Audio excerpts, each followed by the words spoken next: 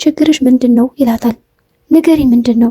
እሷ በስልክ መናገር አልፈለገችም እና ኪራም ዘግቶባት ወደ ውስጥ ይገባል። ከትንሽ ደቂቃ በኋላ አገኝሻለሁ እደውላለሁ አላትና ገባ። ጽናትም ምግብ እያቀራረበች ነው። ቆየህ እኮ እዚሁ ነበርኩ እኮ ስልክ እያወራሁ። ሰኑ እኮ ራሱ ራበኝ እያለች ነበር ብታይ። ይባልሽ እኮ አስራበኝ እያለች ነበር። አሁን አዎ ገባኝ። የታለች ታዲያ አሁን? አሁንማ ኪችን ናት። ማስታገሻ እየወሰደች ነው የሚሆን ዳቦ በለውዝ። ሰኑም መጣች። ጽናትን በቃ ወጡን ለምጣዋለችና ተነሳች። ሰኑም ቁጭ ብላ ነበርና አሁንም በድጋሚ ስልክ ይደወላል። ሰኑ ማነች አለችው። ምንም የስራ ስልክ ነው አላት። በል አሁን ታጠብና እንብላ። ጽናት በጣም አስቸኳይ ስልክ ተደውሎብኛልና መውጣት አለብኝ ይላታል። ሳበላ ነው እንደምትሄደው? በቃ ግዴታ ነው። እናንተ ብሉ። የሚሄድበት ቦታ በጣም አስቸኳይ ስለሆነ ነው። ባይሆን ምሩን ጥሯትና ብሎ አብራችሁ እዚሁ ካፌ ነው ደረሽ የምመለሰው ይላቸዋል። እሺ ያሉና ሰኑና ጽናት ምግባቸውን ቀጠሉ። በቃ አብሬሽ ልብላለችና ጽናትም ቀረባለች። ናሆም ወደ ነኪራ ቤት መጥቶ ነበር። አሁን ጽናት ብታይ ምን እንደምታረግ ታውቃለህ?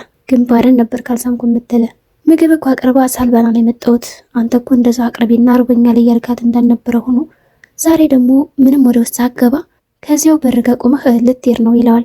ይኸውልህ ሴቶች እኮ ብላ ስትባል እሺ ካልካቸው በጣም ጥሩ ይሆናሉ፣ እምቢ ካልክ ደግሞ ችግር ነው ይላል ናሆም። ናሆምም ቆይ አንተ አሁን እንደዛ ማከሬና እንደዛ ደውዬልህ ምንድን ነው እንደዚህ እየዘገያው እያለው ነበር።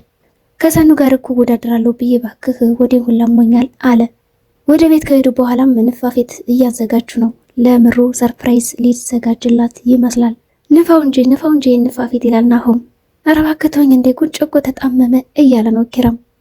ቢፈነዳስ ደግሞ ምናምን እያሉም እየተጫወቱ ነው። ይኸውልህ እኔ አልፈራም ይላል። አሁንም ይህን ጨርስና ይህን ንፋ እያለው ነው። አሁን የሚያሳስበኝ ነገር የንግስቴ ነገር ብቻ ነው። ማታ ራሱ እኮ ውሃ ነው የሆነችው። ውይ ምስኪን በቃ ፈራው እንዳትታመም እያለ ነው ናሆም። በጣም እኮ ምስኪን ነች፣ እንደዚ አይነት ነች። በል ታዲያ አንተ ሆቴል ምናምን ወስድ ሰርፕራይዝ አታረጋትም ነበር ይለዋል። እኔም እኮ ከዛ መውሰድ አቅደኛ አይደለም ግን ደግሞ ተደነግጣለች እና ከዚሁ ቤት ውስጥ ላዘጋጅ ብዬ ነው ይላል። በል ነፋ ይችንና ይላሉ።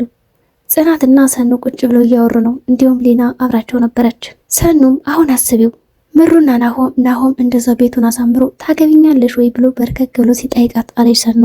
ሊናም ሰምታቸው ስለነበረ ናሆሜና ምሩ እስካሁን ቀለበት ሳይስሩ ነው እንዴ በአንድ ቤት አብሮ ይኖሩት አለች። ጽናትም አዎ አለች። ሊና እኔ ግን አላደርገውም አለች። ሀሳባቸውን ተቃውም አነሳችባቸው። ጽናትም ፍቅር እኮ ነው፣ ፍቅር ካለ ደግሞ በቃ ግዴታ አይደለም ቀለበት ስላደረግሽው ያንቺ ይሆናል ማለት አይደለም ማለቻት። የፍቅር ማሰሪያው ቀለበት አይደለም፣ ምንም ቢሆን ቀለበት ካደረገ ለሰዎች የኔ እንደሆነ አሳያቸዋለሁ አለች። ሊናም ያ ሰው ያንቺ ካልሆነም እኮ መሄዱ አይቀርም። ሊና አልተስማማችም። ሰኑም አንቺ እዩልኝ ማለት ትወጃለሽ መሰል አለቻት። አይ ደበቅ ስናደርገውማ እንደዚህ አንገት ደፊ የሆኑ ሰዎች መጣው የኛን ህይወት ይቀሙናል፣ ብሽሽት ያደርጉናል፣ ልውሰደው ይላሉ። ምን ነው ይወስዱብናል አልሽሳ? ተደራጅታችሁ ነው እንዴ አንድ ሰው ያዛችሁት አለቻት። በቃሽ አለች። እንደዚህ እያወሩ ምሩም መጣች። ሊናም አንቺና ናሆሜ አለች። ጽናትና ሰኑ በጣም ደነገጡና እንዴ አሉ ባንድ። ምን ሆነ ናሆሜ አለች ምሩም። አረ ምንም አልሆነም። ታዲያ ሊና የሆነ ነገር ልትነግረኝ ስትል ለምን አስቆማችኋት? አይ ዝም ብላ ነው እሷ ሲጀመር ስላንቺና ናሆም ምን ታወራለች? ሊናም እንደዛ ነው አለች። ጥላቸውም ተነሳች። እኔ ሲጀመር ምን ላውራ እችላለሁ? ችግር አለ እንዴ ምሩ? አይ የለም፣ ግን ትናንትና ናሆም የሌሊት ከእናቱ ጋር ስልክ ሲያወራ ነበር። በጠይቀውም አልመለሰልኝም። ሰኑ ወይ ዝም ብሎ ይሆናል፣ ያው የእናትና የልጅ ወሬ ይሆናል አለቻት። እንደዛም አይሆንም፣ ያው ታውቃላችሁ ናሆሚ ቤተሰቦቹን ማስደሰት ይፈልጋል። እኔ ደግሞ ደስታውን እየነጠቅኩን ነው። ልጅ ይፈልጋሉ። እንደዛ ብለሽ አታስቢ፣ ይህኮ አብዝቶ መጨነቅ ነው አለቻት። ሰኑም በቃ ሂጅ ማረፍ አለብኝ አለች። ጽናትን ምሳ ላቅርብልሽ አለቻት። ሰኑም ስታሳዝን ወይ ፍቅር አለች። ሊና ኪችን ውስጥ ናት። ጽናት ለምሩ ምግብ ለመስጠት ወደ ኪችን ስትመጣ ሊና ሽንኩርት እየከታተፈች ነው። ምን ነው አለች። ምግብ ልሰራ ብዬ እኮ ነው። ምሳ እኮ በላን አይደል? ማለቴ ለራትም ቢሆን በቂ ወጥ አለ። አይዞሽ ደግሞ ሙያ የላትም ብለሽ ከሆነ ሙያ አለኝ። ቤተሰቦችን እኔ ቀጥ አድርጌ ነው ይዣቸው የኖርኩት። እንግዳ ቢመጣስ ይበቃል ግን። አዎ ምን ነው ጠርተሻል? ሰው አልጠራው የሚመጣ ሰው ምናምን ስትይ እኮ ነው። ያው ቤቱ እንግዳ ተቀባይ ነው ብዬ ነው፣ ያው ልክ እንደኔ በቃ አለችና ወጣች። ምንድነው ደርሶ እንደ ቂጣ ማለት ጉዝጉዝ ማለት አለች ጽናትም። ሰኑና ምሩ መንገድ ላይ ቆመው እያወሩ ነው። አልቆይም መልሽ አይደል ከነ ጽናት? አዎ አሁን ቤት ሄደሽ ትራስ ታቅፈሽ ለማልቀስ ነው አይደል? አሁንማ እኮ ቀረ። ናሆሜን አቅፌ አለቅሳለሁ። እኔ ብቻ ነኝ ትራስ መታቀፍ ያለኝ። አይ አንቺም ቢሆን እኮ አሁን ትተሽዋል። ክብሮም ያለ አይደል? ክብሮም ስትይ ሜሴጁን ሳልመልስለት አለችና በፍጥነት ወደ ስልኳ ሄደች። ሰኑ ክብሮም ለሴት ልጅ ክብር ያለው ሰው ነው፣ ጥበቅ አርገሽ ያዥው አለቻት። አይ አንቺ ደግሞ መንገድ ላይ ነኝ እየመጣሁ ነው እኮ ያለኝ አለቻት። እኛም ብዙ ነገር ተነግሮናል አለች ምሩ። ጽናትና ሌና ጽናት ቁጭ ብላ ሳሎን ላይ ስልኳን እያየች ነበርና ሌና ጣፋጭ እየበላሽ ነው። አራት አብሽ ጣፋጭ አለቻት። ወድጄ መሰለች ተገድጄ እኮ ነው፣ ሱሴን ለማቆም ነው። ሱስሽን ለማቆም የምታደርጊው ጥረት እንዳለ ሆኖ ግን ደግሞ አታብሽ ጎበዝ አለቻት። ለማንኛውም አታሟጋግሽ። ለምን ጥሩ ነገር ስትሰሪ እኮ ጎበዝ ማለት አለብኝ።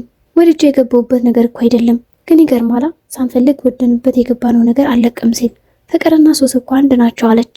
ይጎዳሉ፣ ሳታስቢው ይመጣሉ፣ ሳታስቢው ይይዙሻል። በፍቅር ተጎድተሽ ነው?